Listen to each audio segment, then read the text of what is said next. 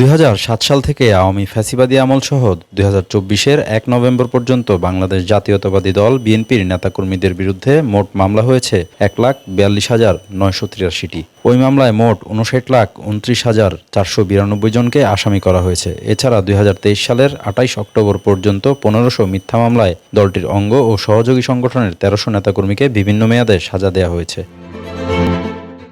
খোঁজ নিয়ে জানা গেছে, বিএনপির ভারপ্রাপ্ত চেয়ারম্যান তারেক রহমান ২০০৭ সালে তত্ত্বাবধায়ক সরকারের আমলে জরুরি অবস্থা জারির পর গ্রেপ্তার হয়েছিলেন। পরে জামিনে মুক্ত হয়ে সপরিবারে বিদেশ পাড়ি জমান তিনি। সংশ্লিষ্ট সূত্রে জানা গেছে, তারেক রহমানের বিরুদ্ধে ৮৪টি মামলার মধ্যে ৫টিতেই তিনি দণ্ডিত হয়েছেন। এছাড়া খারিজ, খালাস ও অব্যাহতি পেয়েছেন ৩৯টি মামলায়। বিএনপির আশা, দণ্ড পাওয়া বাকি ৪ মামলাও ন্যায় বিচার পাবেন দলের ভারপ্রাপ্ত চেয়ারম্যান তারেক রহমান। তত্ত্বাবধায়ক সরকারের সময় ২০০৮ সালে জিয়া অরফানেজ ট্রাস্ট মামলা করে দুদক। এ মামলায় গ্রেপ্তার হয়েছিলেন তারেক রহমান। পরে জামিনে মুক্ত পেয়ে লন্ডন যান তিনি। মামলায় অভিযোগ ছিল, এতিমদের জন্য বিদেশ থেকে পাওয়া ২,১০,০০,০০০ টাকার বেশি অর্থ ট্রাস্টের কাজে ব্যবহার করা হয়নি। সেই টাকা নিজেদের হিসাবে জমা রাখার মাধ্যমে আত্মসাৎ করা হয়।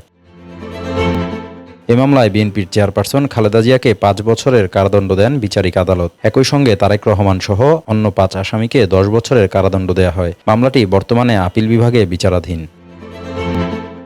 জ্ঞাত আয় বহির্ভূত সম্পদ অর্জন ও সম্পদের তথ্য গোপনের অভিযোগ করা হয় মামলায় ২০২৩ সালের ২ আগস্ট তারেক রহমানকে ৯ বছর এবং তার স্ত্রী ডাক্তার জুবাইদা রহমানকে ৩ বছরের কারাদণ্ড দেন ঢাকার একটি আদালত।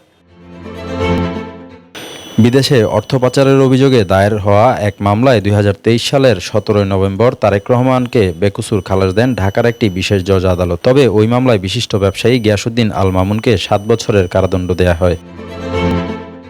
কিন্তু তারেক রহমানকে খালাসের রায়ের বিরুদ্ধে দুর্নীতি দমন কমিশন দুদক হাইকোর্টে আপিল করেন। ওই আপিলে শুনানি শেষে ২০১৬ সালের ২১ জুলাই বিচারিক আদালতের খালাসের রায় বাতিল করে তারেক রহমানকে ৭ বছরের কারাদণ্ড দেন। লন্ডনে ২০১৪ সালে এক সমাবেশে শেখ মুজিবুর রহমানকে রাজাকার ও পাকবন্ধু উল্লেখ করে বক্তব্য দেওয়ার অভিযোগ ওঠে তারেক রহমানের বিরুদ্ধে। এই অভিযোগে নড়াইলে তার বিরুদ্ধে মানহানির মামলা করেন মুক্তিযোদ্ধা শাহজাহান বিশ্বাস। ওই মামলায় ২০২১ সালের ৪ ফেব্রুয়ারি তারেক রহমানকে ২ বছরের কারাদণ্ড দেন নড়াইলের একটি জুডিশিয়াল ম্যাজিস্ট্রেট আদালত। এদিকে রাজনৈতিকভাবে হয়রানি করতে যেসব মামলা দেওয়া হয়েছে তার অধিকাংশই পুলিশ ও আওয়ামী লীগের নেতাকর্মীদের দায়ের করা মামলা বলে জানিয়েছে বিএনপির জ্যেষ্ঠ যুগ্ম মহাসচিব রুহুল কবির রিজভী। অন্তর্বর্তী সরকারের আমলে এই মামলাগুলোর দ্রুত নিষ্পত্তি হবে বলে মনে করছেন তিনি। সর্বশেষ তারেক রহমানের বিরুদ্ধে গ্রেনেড হামলা মামলাটি বাতিল হওয়ায় খুশি বিএনপির নেতাকর্মীরা। তাদের আশা, অচিরেই দলীয় নেতাকর্মীদের বিরুদ্ধে দায়ের হওয়া মিথ্যা ও হয়রানিমূলক মামলাগুলো নিষ্পত্তি হবে। আবির শিকদার, বাণিজ্য প্রতিদিন, ঢাকা।